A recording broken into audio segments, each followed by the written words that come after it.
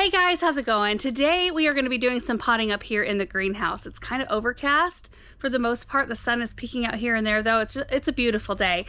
Great day to be out here working on some ranunculus in our pre-sprout trays. I know some of them are ready to be repotted. I'm just not sure how many, so we're going to sift through the trays, see what we can find. I'd like to pot up the tete-a-tete daffodils right here. They are in full color and I would like to be able to enjoy them inside, and then I want to take some to Aaron's mom as well. And then we are also going to be separating some lettuce, and I know I said I was not going to separate, I was going to thin them, but we've got space in here right now and they look so great that I would like to do that. So project number 1, project number 2, aren't these beautiful, so cheerful? And project number 3, these are looking so good. This is our Casey Butterhead, our Crispino Iceberg. I did still 3 of these for a different project, which you may or may not have seen already. But I did come through. See how these are leggier? I came through and I separated one cell and buried them deeper, maybe like a week or 10 days ago. And these are looking really good. So I would like to do that with the rest of these. But let's start with these first. The reason why I want to get after this project is because, like you can see, oop, yeah. Oh my. Yep, we've got some major growth here. We started this pre-sprout process 11 days ago. Can you believe how much growth in just 11 days? It always amazes me based on how they look when you get them out of their bags and start soaking them. My goodness. We will link the first video down below if you want to check that out for more details on how to get them to this stage. So the advantages of pre-sprouting your ranunculus are kind of twofold. One, you get a jump start. You know, if you do this first, then they grow on in a warmer space than they are outside. And typically you're doing this later on in the season because I wouldn't dare put them outside right now. Because outside looks like this. And ranunculus corms do not want to be subjected to temperatures really below 28 degrees Fahrenheit, which we're going to get into the single digits, I think, here at the end of the 10 days. So the reason I'm doing this in the greenhouse now is so I can pot them on to grow them up a little bit. And hopefully they're close to bloom stage for spring containers once it warms up enough. But the other reason, you know, other than getting a head start, is that you can check viability of your corms. You know, sometimes you don't want to go to the work of planting everything out and then not having some take, especially if you've got a specific design in mind. So this way you can tell which ones are going to grow and which ones aren't. So the pot up process is really easy. I get to make use of all of the containers that I save. I've saved some trays and save some containers for projects like this. I don't have a new bag of soil opened, but we've got a little leftover. What you do is you put a little bit of soil at the bottom of a container like this. We grab our corm, we nest it in there. You usually want the corms to be 2 to 3 inches below the soil surface. And then, oop, gotta make sure it's centered there. We top it up. I'm not going to be adding any fertilizer today. I'm just going to get them in their new homes. This first section we're working on are the Telecoat yellow variety. I do have tags right here. I will be tagging just the flat, not each individual container, unless I have to mix varieties. And we're using the organic potting mix right there. Looks like I got an open bag here. I'm interested though. I think we did 40-ish of the Telecoat yellows. Let's see how many took. Oh my goodness.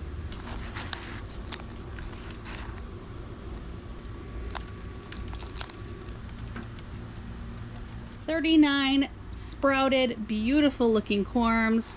And then the one right there. Every single one of those sprouted, and they're beautiful. You want to make sure to check on these and get them out as soon as you see them looking like this, because they will start to grow together, especially if you've put them in as closely together as I did in your trays, and they get harder to separate, and you want them to be easy to separate. So this is where my section ended. Our next one is going to be marshmallow, but I will use all of this soil to pot up these as well. A little bit of soil at the bottom.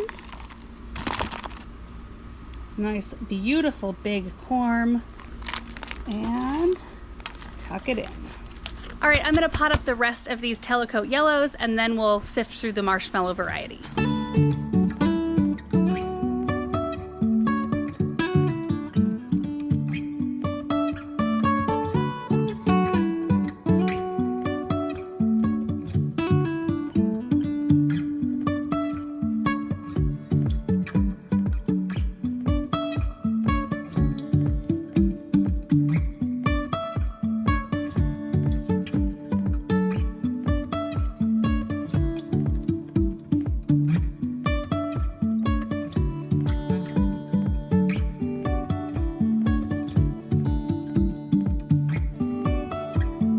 marshmallow variety, I had 42 corms in there. Only one of them came out kind of squishy. So that's not what you want right there. That one we will toss. 41 viable corms though. Isn't that awesome? There's a few, let's see, 3 of them that are sort of on the small side, so I'll probably plant those together in the same container. But all the rest of them are big and beautiful, showing lots of growth. Let's unearth the violet variety as well. I'll just leave them in this tray, and then we can pot them all up.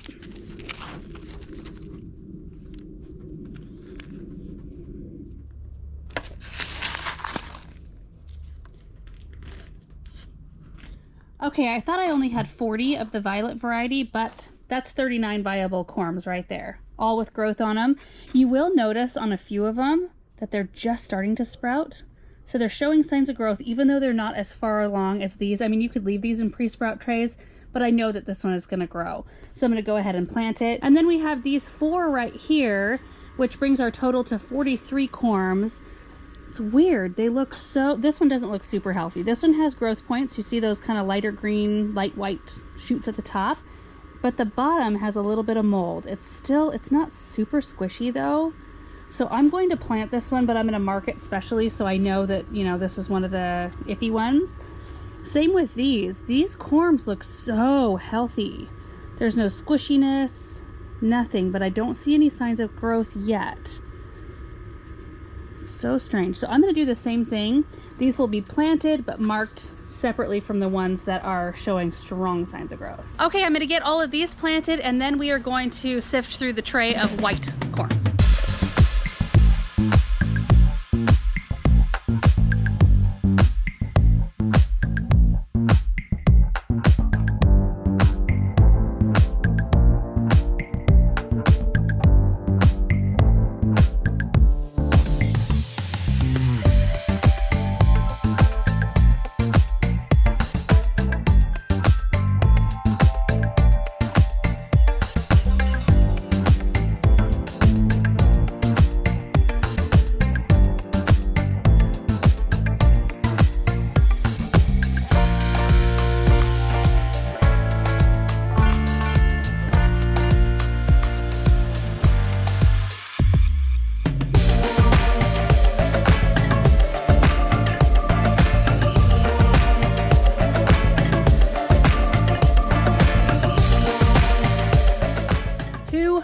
And 4 ranunculus potted. Oh my goodness. 12 of the 204 have a question mark next to them because 12 of them were the kind of iffy corms, but that's a lot of plants to work with later on. I'm so excited. I did not pre-moisten the soil, so I did water them in, and I'm just going to keep them very slightly damp until I start seeing growth on the top. When I start seeing more active growth, we'll water a little bit more most likely, and at that point we'll start to fertilize as well. Russell, you know what? Hey, get. I do have at least this many, if not maybe a little bit more, still left in the root cellar because I wanted to do this in 3 shifts. This will be our earliest shift of blooms, so we can use them in containers. The next one I will pot up just like this to grow on a little bit, so when we put them out in the cut flower garden, they will be the first ones to bloom. And then the 3rd batch I will just soak, pre-sprout, and then plant straight out in the ground. So we will have 3 successive crops of these ranunculus. I still do have some anemones as well. I don't usually plant quite as many of those, but I will probably start those a little bit later along with our maybe 2nd batch of ranunculus. And it took 2 bags and part of another bag of soil to do this project. Those chunks in there are just frozen. These came from back behind the orchard. Now we get to work with these beauties.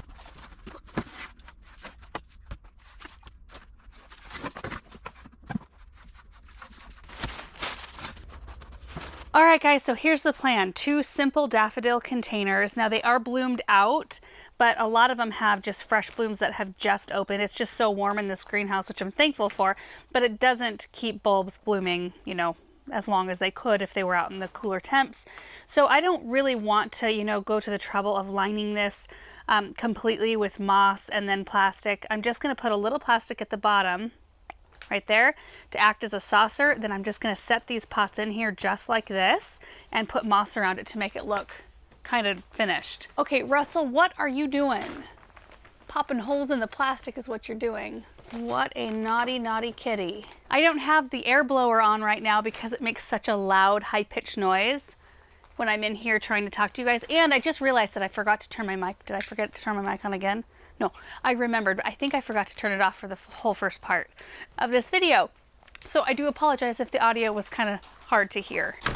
Russell, hey, what are you doing? Okay, I've got some forest moss right here. I think that will look really pretty. I may have to go grab more out of the studio, but this will be just a very easy, quick project, so let's get it done.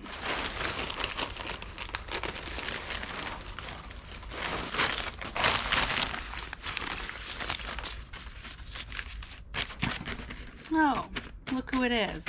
Russell, what are you doing?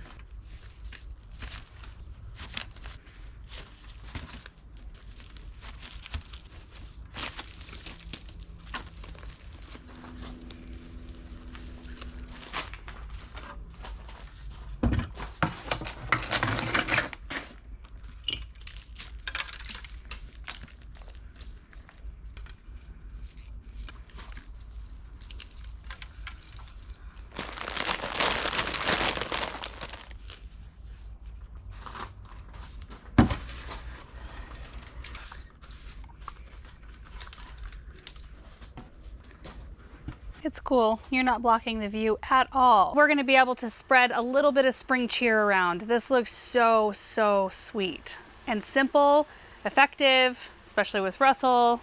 My goodness, he can't be bothered, can he? To get out of the way. Of course not. So the basket's going to go on our island, and like you saw, super easy to plant. Just put a little piece of plastic at the bottom to protect the basket and the surface we put it on. Popped the 4 plastic containers just inside and then covered them with moss. I mean, you can't get more simple than that. And it'll be nice that it was so easy because these won't last forever. And then when they're done, I can just pop them up, plant them outside, and then reuse the moss. And then these are gonna go to our mom's houses. So this one is for Erin's mom. And I think that this pot, I think she'll like it. I think it will match a lot of the things that she has in her house. And of course, you know, this sweet, bright, cheerful daffodils. I did take these out of their containers and actually potted them in here because I needed to manipulate the bulbs a little bit so that they were a nice circle. And then this one we'll take out to my mom. I think she'll really like this. The container is something I think she'll really like. And then I did take these out of the containers as well so that I could make them fit in an oval shape. These are just the sweetest things. And they do have more blooms coming, like more bloom stalks. Russell? He's kind of in a frisky mood right now. Yeah, you kind of want to play. Okay, let's set these aside and we will tackle our third and last project, our lettuce.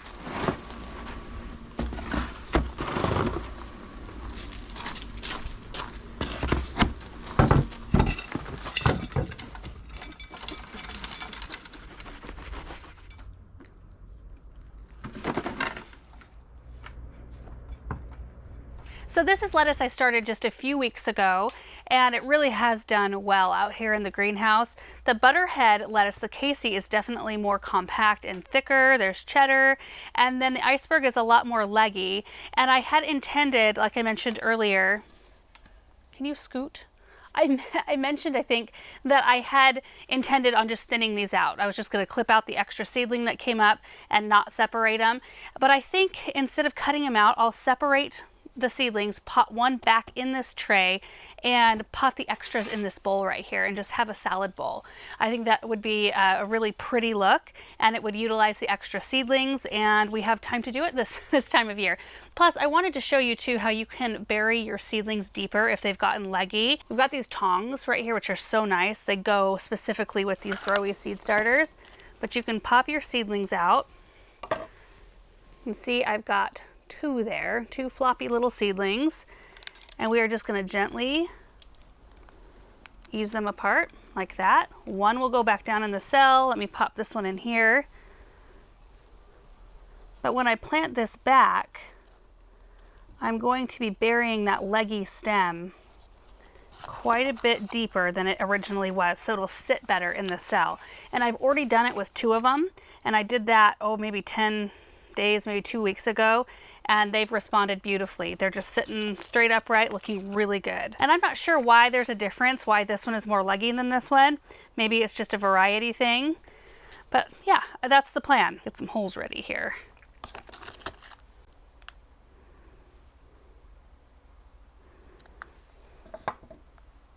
Okay, these 3 are done. They used to look like this, just a little bit more of a mess. They look a lot more tidy now, and I think they'll grow better this way. And the extras are in this bowl. So I'm just gonna carry on until we're done.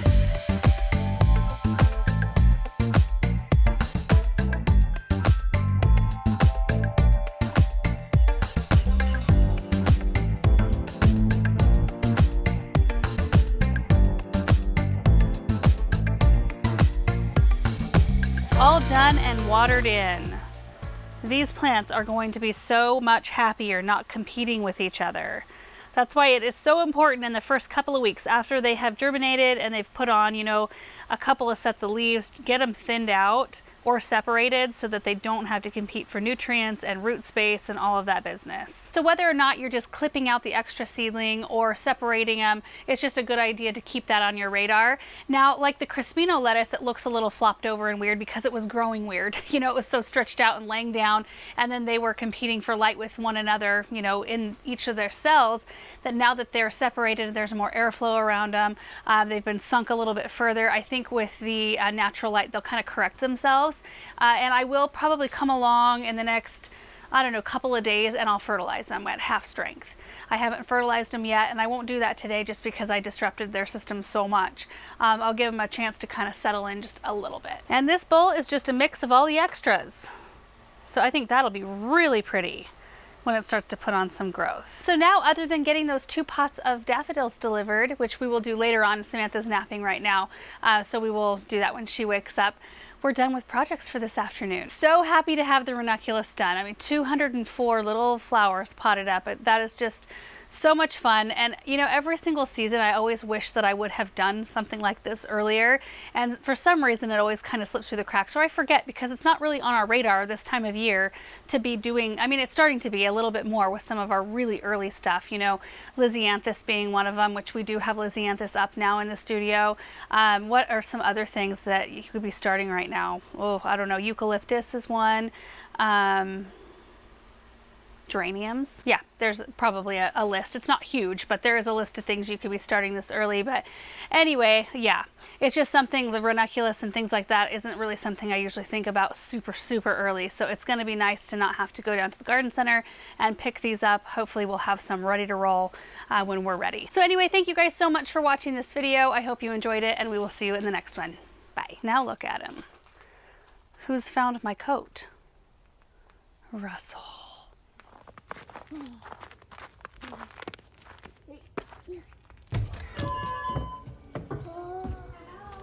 Hello. What do we have here? Oh my gosh. We're going to plant them. That is beautiful. Oh my word. Is that holding me? Mm-hmm.